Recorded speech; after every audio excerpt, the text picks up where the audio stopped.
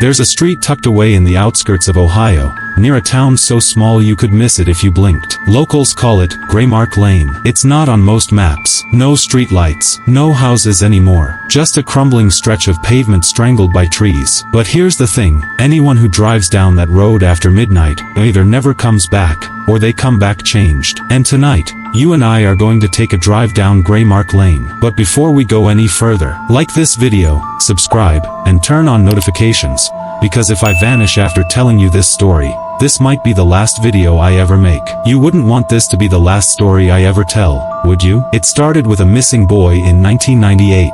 14-year-old Caleb Roper disappeared on Halloween night. He told his friends he was going to prank some houses on the edge of town. The last thing anyone saw was his bike, laying on its side at the entrance to Graymark Lane. His flashlight still flickering. No sign of Caleb. Police searched the entire area. Dogs, helicopters, volunteers, nothing. But then, 3 weeks later, his voice came through an old walkie-talkie at the local sheriff's office. "Help me, I can't get out, it's all trees now." And the eyes, they don't blink. Then silence. Over the years, people started saying Graymark Lane didn't stay in the same place. Sometimes it's at the edge of Willow Creek. Other times it seems to connect behind an abandoned gas station. Truckers who take back roads at night report seeing the street sign shift places. Some even say they blacked out after turning onto it, and woke up miles away with their clocks frozen at 12:33 a.m. And worst of all, everyone who's returned talks about the same thing. A girl, standing in the middle of the road, wearing a white dress, with her head tilted,